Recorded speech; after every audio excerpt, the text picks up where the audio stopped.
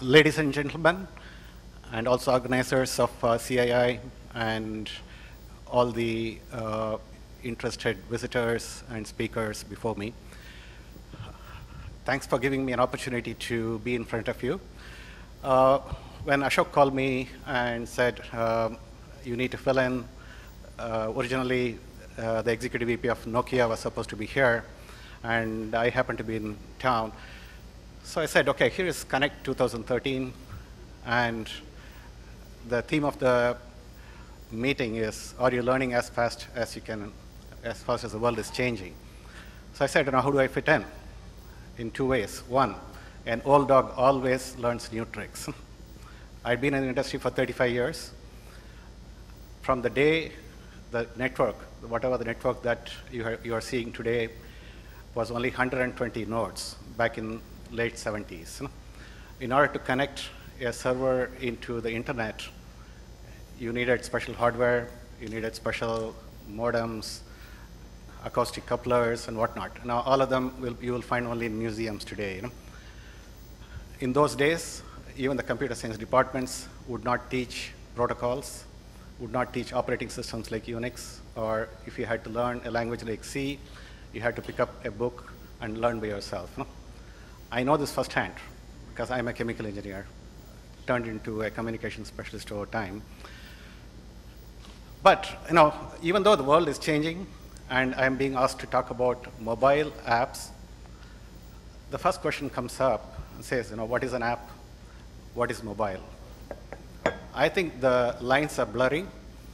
If I have to say now, mobile is an outdated term because an app, what you know as an application, basically has found its way from a server in a mainframe onto a desktop and onto a cloud and onto your mobile device, and now it's no longer restricted to a mobile device.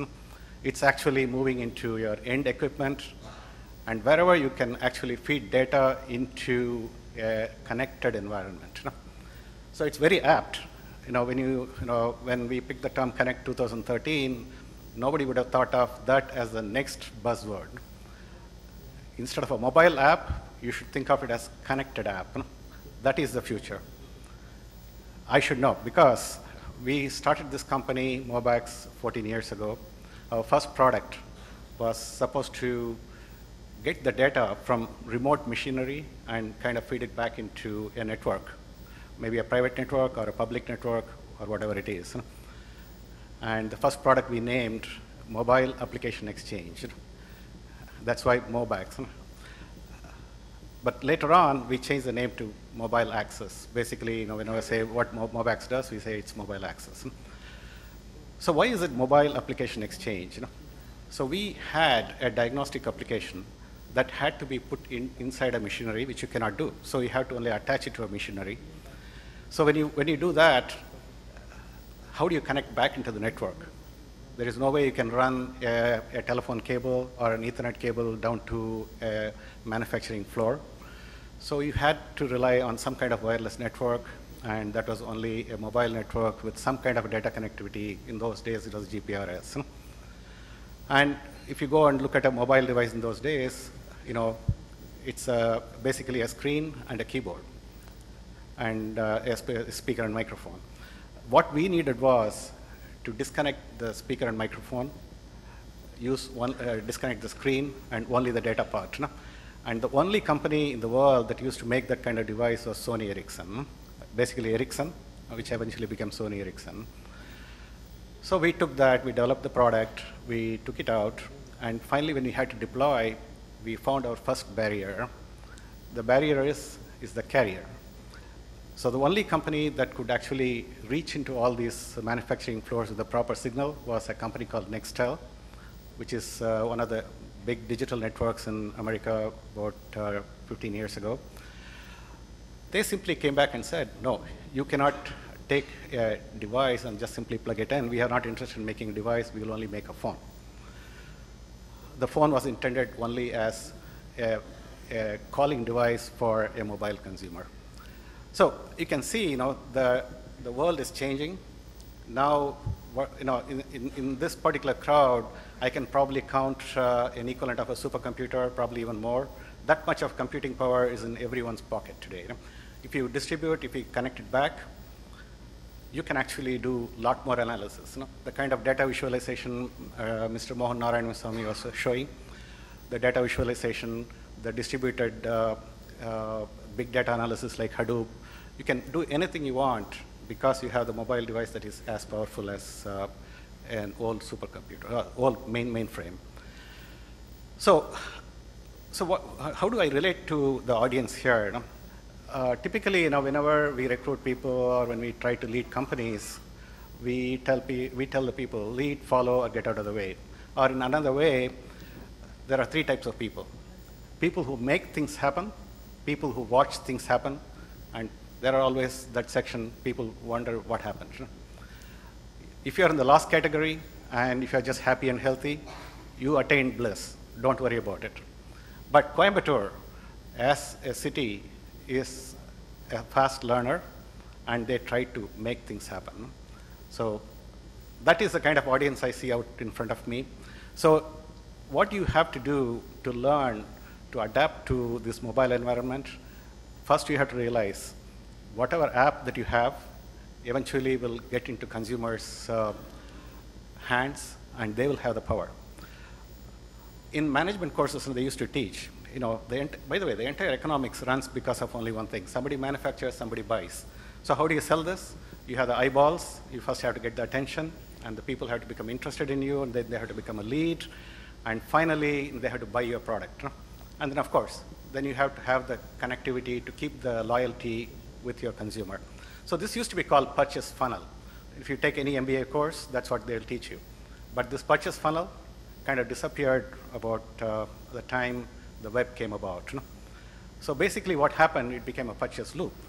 So you basically become interested, you do your research on the web, and you basically do a little more things, and finally you actually go to the floor, actually you see the product. At that point, you are still being influenced by the person who is right next to you. Could be a friend or could be a fellow buyer. He says, I bought that product, I'm very happy with it. Your entire purchase process changes. Then what happens is, you kind of change your course at the last minute. So that means in order to make a commerce action happen, you need to be connected to the mobile consumer all the way through. Okay, how does it change in the last 3-4 years? Now if you walk into any store, I don't know whether you're following up on the latest Christmas sales and latest holiday sales in India and abroad, people are actually walking in with mobile phones and smart devices like iPads. They're actually doing research while they're actually shopping for something. So as a matter of fact, when a salesman is telling, hey, I have this particular product on sale for $800. And he's probably including his commission, he's probably including all other things, and he's assuming that you're not smart. But the people in front of you, they are carrying the smartphones, they're able to do a Google or do some kind of shop savvy, they can actually find out what you're saying is correct or not. In fact, there are occasions where people found out the same product can be purchased online from the same store for a cheaper price. Or you can actually do comparison shopping and go and find it on Amazon for a lesser price. Or maybe on eBay for even less. So this whole scenario has changed. The mobile consumer is a lot more powerful because he has all these apps coming from different locations. The intelligence applications, maybe your own store application, and they are actually able to get the right data right at the point of purchase.